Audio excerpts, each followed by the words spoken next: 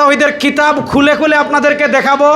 বাংলাদেশে অতীতে যত উগ্রবাদী সংগঠন ছিল সবকে এক পাল্লায় তুললে এর চেয়ে ডাবল উগ্রবাদী সংগঠন হলো হিজবুত তাওহীদ। সুতরাং হিজবুত তাওহীদকে আপনার নিষিদ্ধ করতেই হবে। এই দাবির সাথে আপনারা আমাদের এই দাবি মানতেই হবে। এই দাবির ক্ষেত্রে আমরা কোনো ধরনের কারোর সাথে আপোষ করব না, এক নম্বর কথা।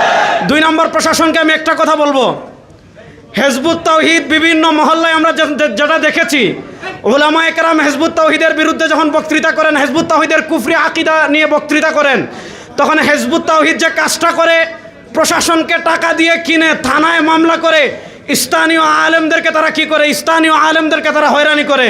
আজকে বাংলাদেশের আমাদের সকল নেতৃবৃন্দ এখানে উপস্থিত আছেন, সকল নেতৃবৃন্দের উপস্থিতিতে আমি দীপ্ত কণ্ঠে বলতে চাই, মসজিদের মিম্বর এটা হলো আমানত।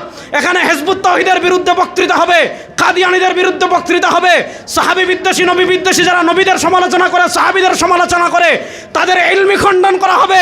যদি প্রশাসনকে আরো প্ররোচনায় পড়ে আলেমদেরকে হয়রানি করে, প্রশাসনের সাথেও আমাদের বোঝাপড়া হবে ইনশাআল্লাহ।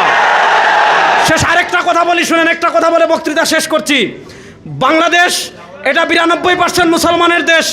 এখানে পশ্চিমা বিকৃত সংস্কৃতি, ট্রান্সজেন্ডারকে জেন্ডার শব্দ দিয়ে আমদানি করার চেষ্টা আমরা দেখতে পাচ্ছি।